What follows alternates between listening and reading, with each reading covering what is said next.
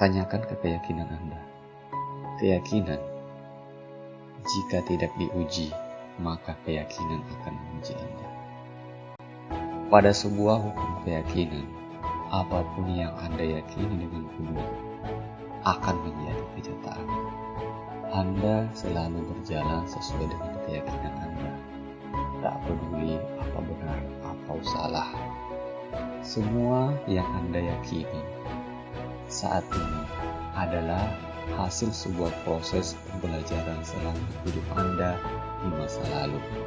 Namun, begitu keyakinan tersebut jalan di tempat, Anda wajib memiliki keyakinan baru. Bagaimana membentuk keyakinan baru tersebut? Keyakinan sejalan dengan kemajuan. Ingat, keyakinan Anda sangat menentukan kehidupan nyata Anda. Anda bukan mempercayai yang Anda lihat, tetapi Anda melihat apa yang Anda yakini. Dan ketahuilah, keyakinan yang paling berbahaya adalah kepercayaan yang membatasi diri atau disebut self-limiting belief. Ini adalah jenis keyakinan terhadap diri Anda, terhadap potensi Anda yang menghambat diri Anda. Banyak keyakinan seperti ini adalah keyakinan yang Anda terima tanpa Anda melihat kebenarannya. Hanya kumpulan pemikiran orang sekitar yang Anda anggap. Misalnya, ada sebuah situasi lalu Anda bilang, yang pertama, ya, itu kan hanya orang kaya, bukan untuk kita-kita. Yang kedua, ngapain jadi kaya kalau tidak bahagia? Hidup kan yang penting bahagia. Dan yang ketiga, ini informasi apaan? Paling sama saja ngajarin ilmu, susah dipraktikkan. Pernyataan pertama membuktikan bahwa dalam berpikir dan memilih dirinya berjarak dengan kekayaan. Ia memilih dirinya tidak layak kaya. Pernyataan kedua, ia memilih berpikir bahwa kaya miskin tidak penting. Yang penting bahagia. Ada benarnya. Bahagia didapat, tapi kaya belum tentu. Ia berpikir kaya merepotkan, namun dalam ketidakkayaannya, ia sering digoda dengan kenyamanan orang kaya. Sehingga kesalahannya memuncak atau usaha mencari bahagia yang tersandung-sandung. Pernyataan ketiga adalah pernyataan lelahnya dirinya atas banyaknya peluang yang mendatanginya karena permintaannya untuk sukses. Sukses itu susah. Stop belajar. Jika Anda benar yakin bahwa Anda memang tidak mampu dalam bidang mencari kemakmuran dan menghasilkan uang banyak, kepercayaan ini menjadi benar dalam kehidupan Anda.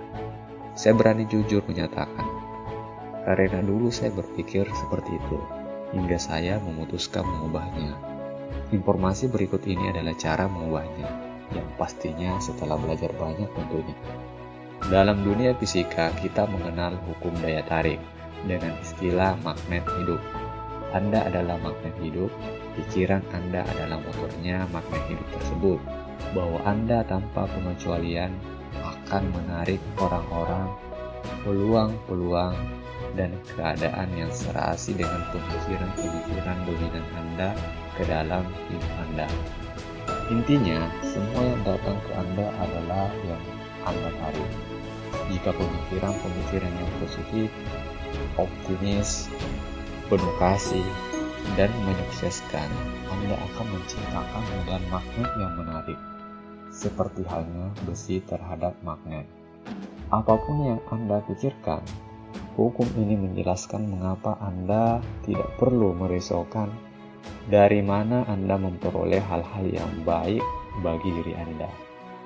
Jika Anda membuat diri Anda benar-benar terfokus pada apa yang Anda inginkan, Anda akan menarik segala sesuatu yang Anda perlukan untuk mencapai tujuan Anda.